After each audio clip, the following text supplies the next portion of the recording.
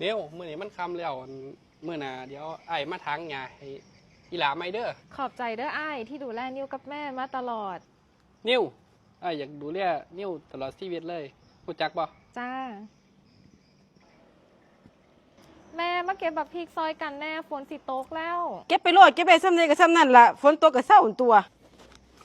ย ายพร เสียเตา ว่าจังไดที่นัดไว้ ทางมื้อแรงก่อนนี่บ่ให้ถึงเลขก่อนเดี๋ยวสิไปจ่ายทั้งต้นทั้งดอกดอก บ่ได้พัดมาหลายเทื่อแล้ว อีหยังนี่แม่ แม่เจ้าเป็นหนี้อยู่6 ล้าน บอกว่าถือกันวันที่1สิเอามาให้แต่หนี้ปีนึงแล้วบ่ถือจักเทื่อ อีหลีบอกแม่แม่ไปเอาเงินมาให้นี่อย่างตั้ง6 ล้านก็เอามารักษาพ่อมึงนั่นเด้เบิดเงินตั้งว่า6 ล้านบ่เศร้าก็ตายถิ่มซื่อ จังไดก็ต้องให้ได้มื้อนี้ เงินตั้ง6 ล้านสิไปหามาแต่ใสเป็นบ้าบอก ปากกี่แท้น้องสาว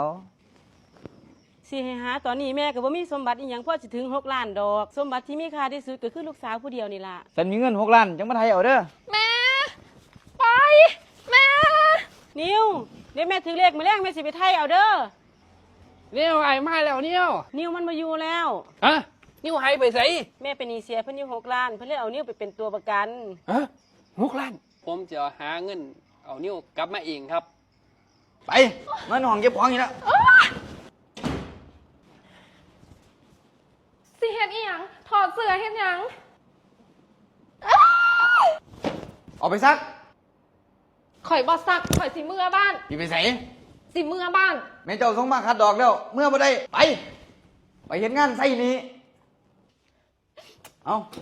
ซักให้เบิดนี่ซักแล้วก็ไปกวาดบ้านเฮาเขา